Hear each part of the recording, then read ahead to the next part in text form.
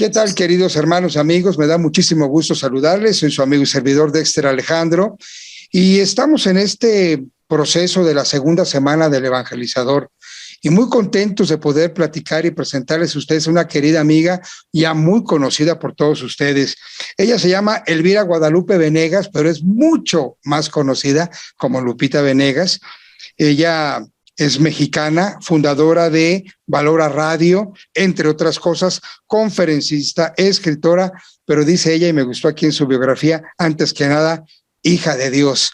Ella está casada desde hace más de 25 años, es madre de 3 y es abuelita también. Así es que, Lupita, te damos la más cordial bienvenida. Gracias por habernos respondido que sí a esta entrevista. Feliz de estar contigo, Dexter, y de esta semana del Evangelizador. Feliz de poder contribuir. Fíjate que eso que leíste es hace 10 años, porque tengo ya 35 años de casada, 3 nietos, 3 hijos, bendito sea Dios, con convicciones cristianas en este hogar. Gracias a Dios. Qué hermoso, fíjate nada más. Eso tendríamos que hacer todo un programa de cómo permanecer fieles y unidos al Señor y a nuestro esposo, a nuestra esposa. Bueno, Lupita, vamos al tema directamente porque sabemos que tu tiempo es muy valioso. Y el tema del día de hoy es bastante delicado, pero no por eso lo podemos dejar pasar y esconderlo abajo de la alfombra. El Papa Francisco, tú sabrás que hace unos meses estuvo de visita pastoral en Canadá y él tuvo el tino, ungido por el Espíritu Santo, sin duda, de llamarle a esta visita una visita penitencial. Sabemos que el marco de la visita era, pues, precisamente los abusos que se habían cometido en muchos sentidos sexuales y tantos más por parte de algunas personas de la Iglesia del Canadá, y él iba a hacer un proceso de restauración, de sanación, de tender lazos y de tender puentes con estos hermanos y hermanas que en algún momento sufrieron lo que la parábola del buen samaritano padeció, fueron asaltados en la vida, lastimados y dejados medio muertos. Bueno, pues con esa intuición y con ese mensaje de fondo, yo quisiera empezar esta entrevista en ese renglón. Vamos a hablar acerca de estos hermanos y hermanas que han sido lastimados, heridos sexual, psicológica o de cualquier otra índole dentro de la iglesia. Y cómo poder abordar con ellos el mensaje del Evangelio. Porque no se trata de hablar de su problema solamente, que ya en sí es algo sanador. Poder hablar, tú sabes que claro, te desahogas. Pero nosotros como evangelizadores, tú y yo, y toda la gente que está viendo esta entrevista, ¿qué podemos decirle a esta gente? ¿Cómo podemos acercarnos a ellos con cariño y con mucha humildad y sencillez, como lo hizo el Papa Francisco, para tender puentes de sanación y de reconciliación? Entonces, para empezar, ¿cómo percibes tú a la población en general en relación a este tema? En relación al tema de los abusos, fíjate, Dexter, que ha crecido muchísimo la cantidad de abusos que se dan a nivel general en la sociedad. Y, por supuesto, eso permeó el ámbito de la iglesia, ¿no? Los abusos se están dando, sobre todo, porque desde los 60 más o menos dijimos, vamos a separar la doble finalidad unitiva y procreativa del diseño natural de la sexualidad humana y nos quedamos solo con la parte del placer, olvidándonos de la procreación. A partir de entonces vino una especie de desorden en la vida sexual en general en la sociedad, porque descontextualizamos la sexualidad. La sexualidad es bellísima, es maravillosa y tiene una gran dignidad, sobre todo porque tiene que ver con dar vida. Y cada vez que hombre y mujer dan vida eterna, dan vida para siempre, ¿no? Prestamos el cuerpo, pero ese ser humano espiritual es eterno. Entonces, realmente la sexualidad humana es importantísima. Desgraciadamente, a partir de los 60, el valor de la sexualidad humana se ha ido perdiendo y se ha hecho la sexualidad como un vehículo de obtención de placer, lo cual ha generado un desorden en la vida sexual del ser humano en general. Entonces, todo esto ha permeado muchos ámbitos, el ámbito de la autoridad, de la policía, de los medios de comunicación, pero también, desgraciadamente, el ámbito eclesiástico. Y hoy nos vamos a meter a esto, o sea, el abuso sexual, el dolor de haber sido abusado sexualmente es terrible, es un corazón completamente roto, hecho añicos, que es difícil de reestructurar, no imposible, pero sí difícil.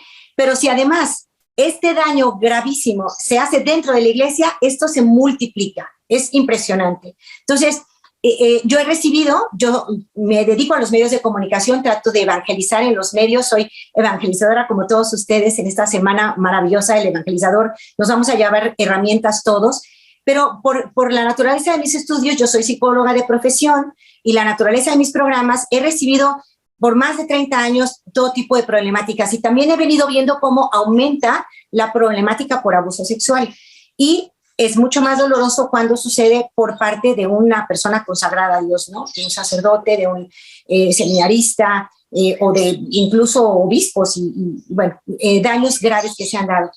¿Qué tenemos que hacer? Yo creo que a imitación del Papa Francisco, aunque todo esto lo empieza fuertemente Papa Benedicto XVI, hoy lo afianza con todas las de la ley el Papa Francisco.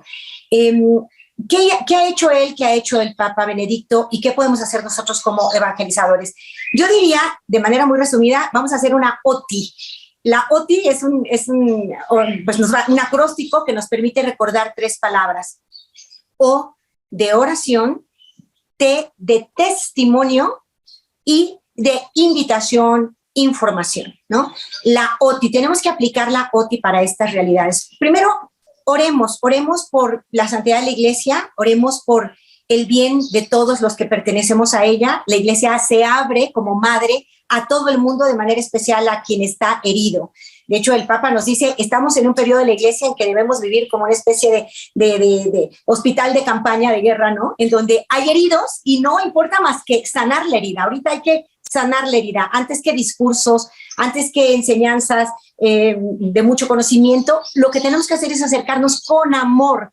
Y el Papa Francisco está súper convencido que aquel que es atendido con amor pronto experimenta el amor de Dios y quiere proclamarlo. Pero tenemos que vivir la experiencia de ir al encuentro del que sufre solamente para aliviar su dolor, sin querer modificar nada, simplemente estoy aquí y te amo. Sufriste un momento en el que tú te sentiste no amado, incluso olvidado de Dios. Es terrible porque la persona le pide ayuda a Dios y siente que pasa todo lo contrario, que Dios no está ahí. Los que han venido a mí vienen totalmente desencajados con un dolor que el propio abuso produce, pero con un dolor multiplicado, porque la persona que le habla de Dios es la persona que le está haciendo daño. Entonces esto verdaderamente lastima el alma. Más adelante leeré algún testimonio, pero ¿qué percibo? Percibo que es un problema que va en aumento, que es un problema a nivel social muy grande, pero que a nivel iglesia daña mucho más, porque incluso estorba a la relación con Dios. O sea, ese Dios del que me han hablado que es bueno, es el que más daño me ha hecho, es como lo percibe la persona, ¿no? Entonces todo quiere menos que le hablen de Dios. Por eso nuestro camino es OTI, oración. Nosotros no podemos llegar a hablarle de Dios o querer presentarle un Dios de amor, Él no lo va a entender. Tenemos que orar interiormente, que rogarle al Señor, decía San Agustín, la oración es la fortaleza del hombre y la debilidad de Dios, ¿no? A través de la oración pidamos por la sanación de estas personas. Luego el testimonio, que es, estoy aquí como el buen samaritano. Yo quiero curar tus heridas, yo quiero encargarme de todo y no te pido nada a cambio, solamente quiero sanar tus heridas. Entonces va a ser un proceso de acompañamiento, de escucha, como quiere el Papa. El Papa hoy está atento a escuchar y nos pide a nosotros que nos abramos a escuchar, que no nos cerremos a que las cosas debieron ser así o asado, ¿no? Entonces, escuchar, esta escucha empática, esta escucha comprensiva, que no significa que vamos a dejar la verdad de lado, pero sí significa que vamos a privilegiar el amor. Amor y verdad van de la mano, pero vamos a entrar definitivamente y únicamente por el camino del amor. Un corazón que no se siente amado no puede ser educado, no puede ser transformado. Entonces, nuestro trabajo de testimonio es lo más importante. Yo aquí estoy para amarte, te comprendo y te amo, estoy contigo. Vamos a la sanación de heridas emocionales y luego viene la invitación. La invitación es posterior a todo esto. Te invito, reconcíliate con un Dios que no te abandonó, que sí estuvo contigo y lloró contigo, porque le dolió que el otro le dio la espalda y dándole la espalda a Dios te lastimó. No es Dios quien te lastimó, sino aquel que dando la espalda a Dios se olvidó de sus preceptos y prefirió su placer que la voluntad de Dios. Entonces, ese caminar es muy importante como evangelizadores que somos, orar por estas heridas de la iglesia que sangran el corazón de Cristo, dar testimonio que es amar sin juzgar, con absoluta misericordia y después invitar y después proponer. Ese es el camino que el Papa Francisco está proponiendo en todas sus exhortaciones apostólicas. Mi percepción, perdón porque creo que hablé de varios temas a la vez, pero la percepción es esta, ¿no? Hay mucho dolor en estas personas, multiplicado cuando se trata de la iglesia, y no nos corresponde otra cosa más que amar. Híjole, Lupita, pues ya efectivamente tocaste ya muchas luces y muy bien, ¿eh? No rompe para nada la entrevista, al contrario, me das oportunidad, me hiciste pensar en casos que yo también conozco, que hemos tenido contacto con ellos y que efectivamente están masacradas las personas, literal, y que lo peor que podía hacer un evangelizador en un momento de esos, pues es llegar con una serie de requisitos, dogmas, cumplimientos, y es más, hasta pedirle perdona. Espérate, eso todavía no llega, eso llegará al final. Yo te pregunto, somos evangelizadores y tú conoces a muchos otros tantos que hay en la iglesia y a veces el evangelizador no tiene el cómo romper ese tema que es tan delicado, salvo cuando la gente llega y te lo platica, y a veces te lo platica con ganas de pelear, no con ganas de que tú le digas algo bueno. Ya nos dijiste, primero obviamente oremos, testimoniemos, porque eso es lo más importante, que ellos sepan que estamos ahí. Pero pensemos en un evangelizador de la parroquia del Santo Niño de Atocha, y ella es evangelizadora, da retiros ahí en la parroquia, y le llegan 2, 3 casos de estos, no sabe cómo abordarlo, no se da cuenta de que esa persona está resentida con la iglesia. Tú dijiste ahorita una palabra que me parece capital: no juzgar. No juzgar. Es muy fácil juzgar estas situaciones. Así es. Hoy vemos corrientes de pensamiento que te dicen, bueno, pero ellos tuvieron la culpa, porque para qué estaban allí, y en fin, toda clase de situaciones que le pone colores y no siempre los que son la verdad. Creo que la base de no juzgar también es, además bíblica, además de que es bíblica y cristiana, pues es bastante sanadora, porque entonces abre la puerta para que se acerquen a ti. ¿No es así, Lupita? Así es, nuestra mirada. Tenemos que pedirle a Cristo su mirada para mirar al que se acerca a nosotros con un dolor así. Lo que Cristo quiere es abrazarlo. O sea, a Cristo le duele lo que le hicieron. Entonces, mira, un poco de conocimiento y la mirada de Cristo cuando atiendes a una persona así. Estamos evangelizando, vamos a poner el caso práctico. Yo llegué de una conferencia, toqué el tema del dolor por el abuso y tal, y de pronto alguien se acerca conmigo y me dice, Lupita, yo viví eso, estoy partida, hasta ahorita me doy cuenta que todo lo que he vivido tiene que ver con eso, pero lo peor es que se trata de un pastor de iglesia, ¿no? De un sacerdote consagrado. Entonces, ¿qué debo hacer yo? Lo primero es, ¿cómo la abrazaría Cristo? ¿Cómo abrazaría Cristo a esta alma que sufrió algo que él no quería que sufriera? Y tenemos que entender esta realidad. No es Dios el que provocó esa injusticia, no es Dios el que llevó a una persona a cometer un error así. No, es que esta persona dio la espalda a Dios. ¿Por qué? Tendrá sus razones, tendrá su pasado. Tampoco voy a juzgar al detractor en este momento, ¿no? Pero tengo frente a mí un alma que está sufriendo. ¿Qué voy a hacer? Te abrazo, hermano, porque esto Dios no lo quería y me duele en el alma lo que te pasó. No, si no quiere que yo le hable de Dios, no lo haré, pero voy a abrazarlo, es lo primero.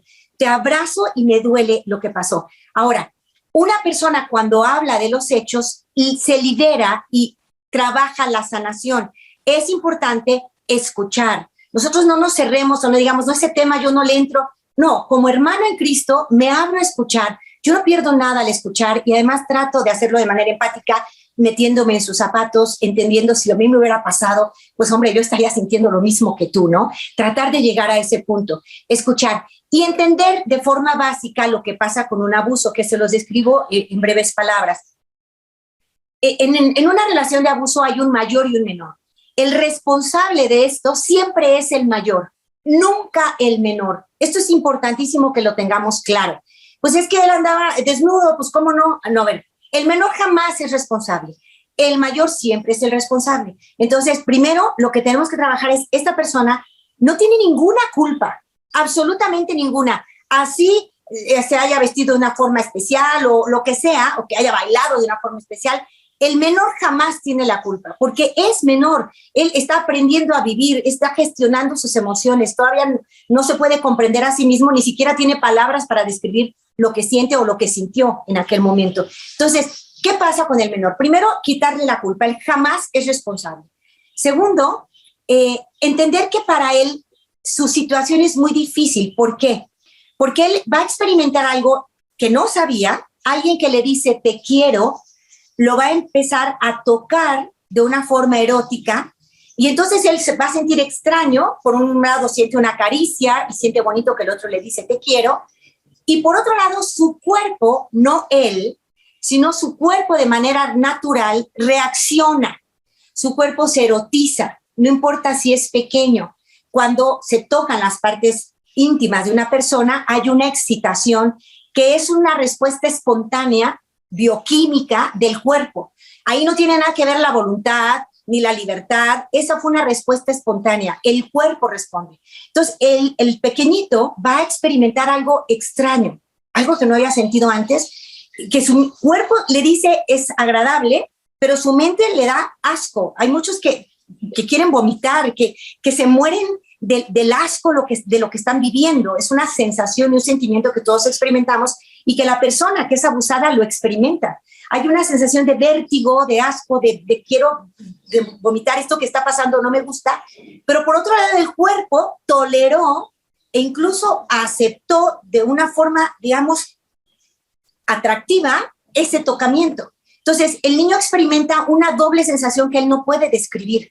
Está siendo víctima de algo inefable, terrible, pero él no puede entender ni poner palabras a eso. Por un lado rechaza, por otro lado permite. Entonces, él va desarrollando inconscientemente una clase de culpa y va sintiéndose que es sucio, que él, porque lo permitió, que fue un tonto que lo hizo, y entonces va desarrollando mucha afectación emocional en varias áreas de su vida. También la sexual. El que fue abusado normalmente va a tener problemas para la relación interpersonal con personas de su sexo opuesto, o va a tener problemas en el matrimonio para una relación íntima plena. Va a afectarse el área sexual, pero no solo el área sexual. Se afecta también el área emocional porque la persona empieza a crecer con culpa, sintiendo que tuvo la culpa, que fue responsable porque lo permitió, porque no lo detuvo, porque no lo evitó. Con frecuencia el que fue abusado no fue abusado solo una vez, sino que se repite esto. En algunos casos, si fue solo una vez, pues son casos más fáciles de sanar, pero cuando se repitió en el tiempo es algo terrible, terrible. Desgraciadamente, Papa Benedicto XVI, con todo el dolor del mundo, decía que había esta clase de abusos con frecuencia en seminarios. Y esto es devastador, ¿no? Es algo que se quiere erradicar y que la Iglesia se ha aplicado en tomar medidas muy concretas para erradicarlo. Pero puede pasar en la persona. Entonces, ¿qué pasa? La persona se superculpa porque, pues, ¿por qué no lo detuve? ¿Por qué no puse en alto? ¿Por qué lo permití? Y entonces esa culpa le hace sentirse menos valioso. Camina por la vida con baja autoestima.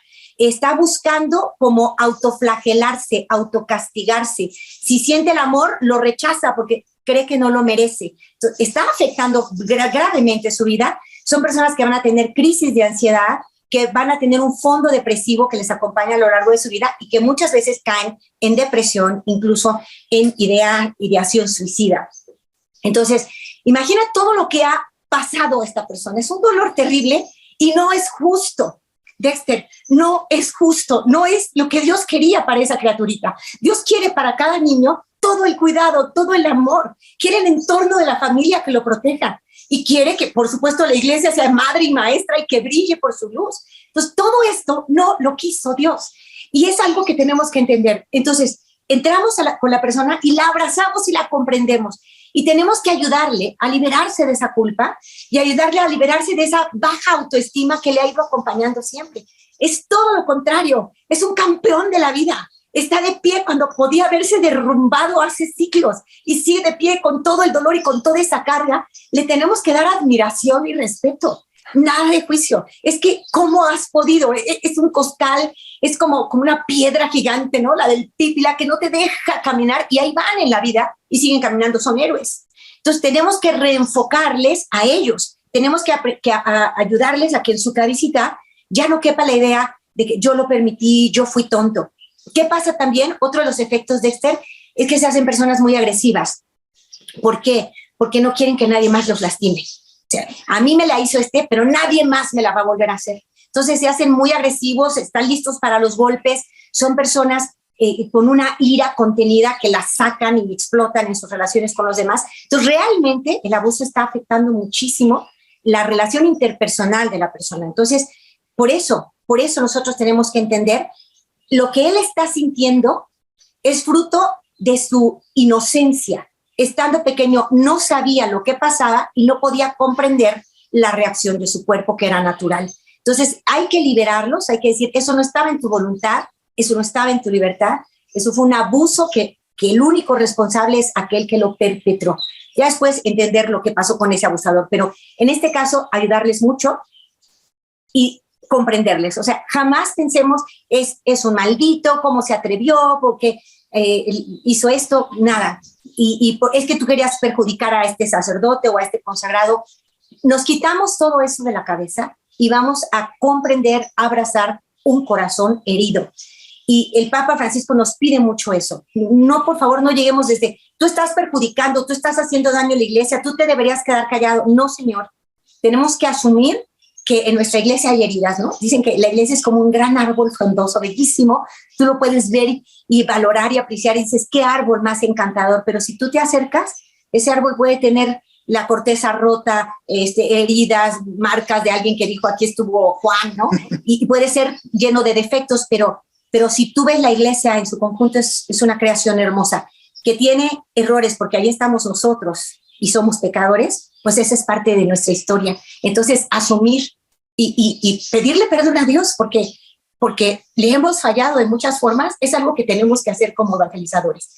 Por lo tanto, cero juicios y cero quererle callar, quererle nada, al contrario, escuchar, porque la labor de escucha sana. Incluso pedirle que recuerde algunos detalles, aunque duela en este momento, es bueno. La persona le sirve para liberar esa tensión que tiene dentro de su alma, de su corazón, que si no se libera, entonces se convierte en síntomas. Hay personas que dicen que todas las terminaciones nerviosas llegan a piel, a vísceras o a músculos. Entonces hay personas que tienen problemas de piel toda la vida, psoriasis o otro tipo de problemas que tienen que ver con un dolor emocional que no se ha sanado. Hay personas que tienen un tipo de parálisis o no pueden moverse o tensiones siempre en el cuello, en la espalda, y tiene que ver con un dolor emocional. Y hay personas que vísceras tienen migraña todo el tiempo o problemas de colitis, gastritis en el estómago, porque las terminaciones nerviosas acaban en estos 3 puntos. ¿Y qué pasa? Que los 3 son afectados y nosotros seguimos teniendo un nudo emocional. Entonces, la forma de evitar todos esos dolores, incluso físicos, es deshacer el nudo. Y la forma de deshacer el nudo es hablar y escuchar y hacerlo con amor. Ay, Lupita, de verdad que nos abres un panorama bien interesante, porque estaba yo pensando que el evangelizador regularmente cree, por la experiencia, que lo más importante es hablar. Un evangelizador tiene que hablar bien, porque va a transmitir. Pero en este caso particular nos estás enseñando que tiene que mirar y que tiene que escuchar. Tiene que mirar como Jesús, para que no haga juicios, para que no haga valoraciones imprecisas y para que vea al otro como ese, el hombre aquel que salió de Jerusalén y fue asaltado. Él fue el asaltado, él no asaltó a nadie, a él lo asaltaron, a él lo golpearon y a él lo dejaron tirado en la vida. Entonces se necesitan ojos como los del samaritano para poderlo ver con ternura, con amor, como dice el Papa Francisco, que habla de esta revolución de la ternura y que tenemos que acercarnos, pero también escuchar. Un evangelizador que no escucha, pues no es un evangelizador, porque la evangelización no nada más es una hojita donde yo te digo 3 cosas que me aprendí de la Biblia y te las digo como si fuera una letanía de verdades en las que no aterriza nunca tu vida. Escuchar al otro para saber, conocer, abrazar, y tal vez ni siquiera le vas a decir nada, decías tú, hablar vendrá después. Pero lo más importante será no enjuiciar, mirar con ternura, escuchar con apertura. Y se me hace que al final dijiste también algo que en lo personal me ayudó a mí también mucho. Cuando estábamos chicos, pues ya sabes, uno hace sus travesuras y éramos bien traviesos en casa. y nos cortábamos las rodillas y que la mano y que ya nos caíamos. Y yo no trataba de esconder la herida porque mi mamá trabajaba en casa, entonces siempre estaba como muy tensa y si nos veía lastimados, pues obviamente explotaba y nos decía qué pasó, etcétera. Y no le enseñábamos la herida, la guardábamos.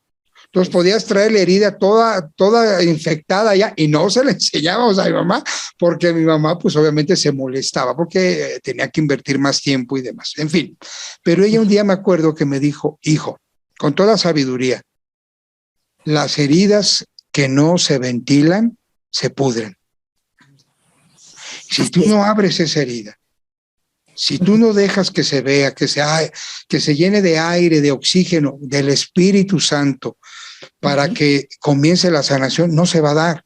Pero si necesitas un otro que te escuche, que te abrace, que te tome de los hombros, que te diga estoy contigo y vamos a salir adelante juntos. Y eso tiene que ser la iglesia.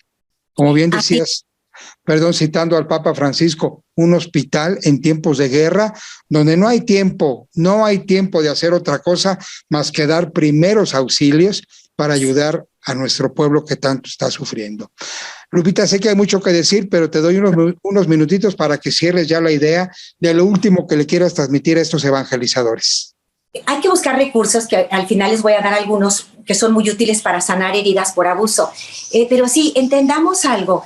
No porque nos acercamos con amor misericordioso, estamos dejando de predicar la verdad. Yo me encuentro con esta disyuntiva en algunos hermanos míos evangelizadores. Lupita, es que si le das tanto al avión, me dicen, si le das tanto al avión, entonces nunca va a voltear a ver a Cristo. No se trata de eso. Se trata de amar tanto y de tal manera que lo único que les quede por pensar es, aquí estuvo Cristo. Dios me ha amado a través de ti. Hay una anécdota de algún, no recuerdo bien qué santo es, pero un hombre no quería saber nada de Dios, estaba enojado con él, furioso, probablemente había sido un abuso la razón y nada, a comprender. Se enferma al final de su vida y una religiosa le tiene que cuidar. Y la religiosa algo le menciona de Dios y él le dijo, no me hables de tu Dios. Si te vas a quedar aquí, no me hables de tu Dios. Y ella dijo, ok. Entonces ella no habló más, pero lo atendió con tanto amor, con tanta ternura, que al final de la vida de este hombre, él pide un sacerdote. Pues creo que me estoy yendo, llama un cura, pues. Ella lo trae y el sacerdote le pregunta qué nombre, oye, pero si tú no querías ni verme ni nada, ¿esta mujer te habló de Dios? Y él contesta, ella no me habló de Dios, me lo mostró, ¿no? Entonces, nosotros no tengamos miedo de mostrar a Dios y recordar que el control no está en nuestras manos, sino en las manos de Dios. Y que Dios tiene su momento de salvación para cada uno de nosotros porque nos ama misericordiosamente, ¿no? Entonces, no pensemos que si yo no hago algo, no se va a convertir. Y no, ¿yo qué estoy haciendo? Estoy amando y estoy haciendo lo mejor que puedo hacer. Y amar, claro que se ama en la verdad. Te amo y lo hago en el nombre del Señor y te cuido, te acompaño en el nombre de Jesús. Y llora todo lo que tengas que llorar y aquí está mi hombro. Y yo no te voy a dar lecciones de nada. Yo solo te digo perdón de parte de la iglesia porque qué duro lo que tú viviste. Y eso que tú viviste, si me hubiera tocado a mí, seguro que yo no estaría de pie. Tú eres un campeón de la vida. Empezar a sembrar en la mente qué es un campeón de la vida, a mirarlo como Dios lo mira.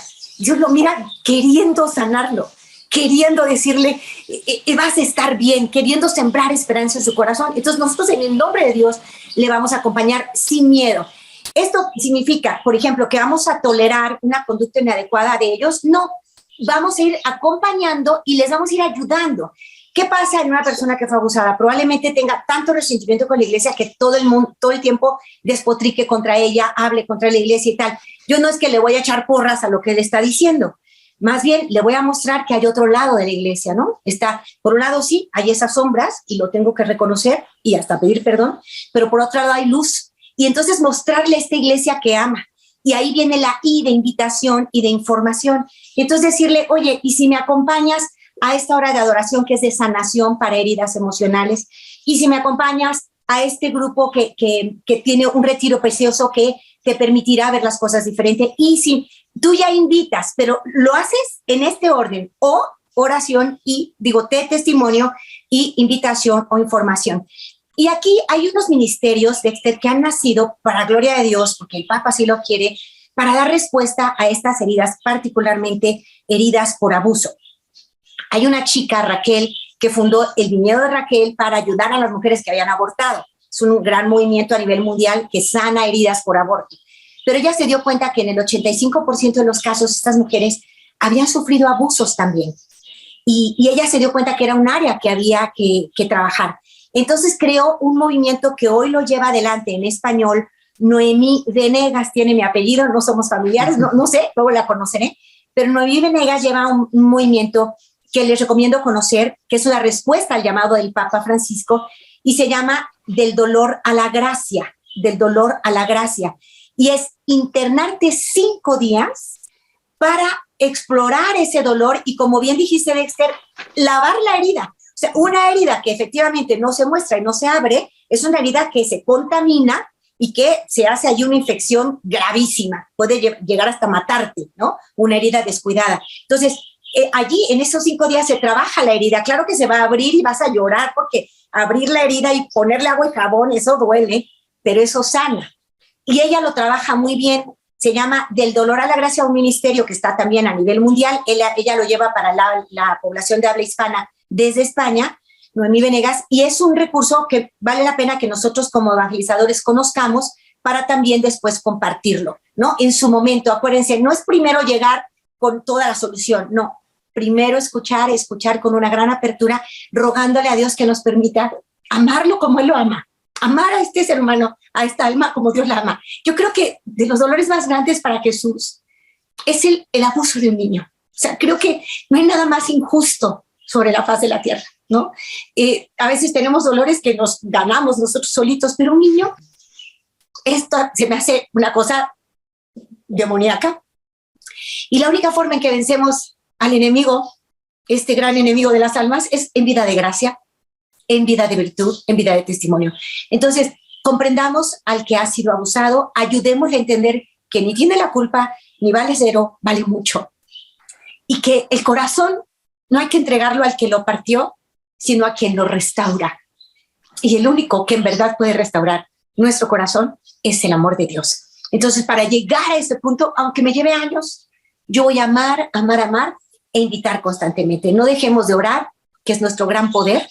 Dios nos ha pedido que oremos insistentemente. Nosotros como evangelizadores, eso debe ser parte de nuestro día inevitable. O sea, no sustituyamos la oración por acción. Debemos hacerlas coexistir. La oración es impresionantemente necesaria y básica. Orar por ellos, por estas víctimas que están sufriendo tanto, testimoniar que Dios está aquí para amar y que nos lleva solo a amar y no a juzgar. No seamos fariseos, no nos volvamos de estos que solo califican y descalifican a los demás. Volvámonos los más humildes que solo aman. Eso nos toca a nosotros. Y después, claro, invitemos a conocer a Dios de maneras creativas, de maneras que de verdad presenten lo que es el amor de Dios.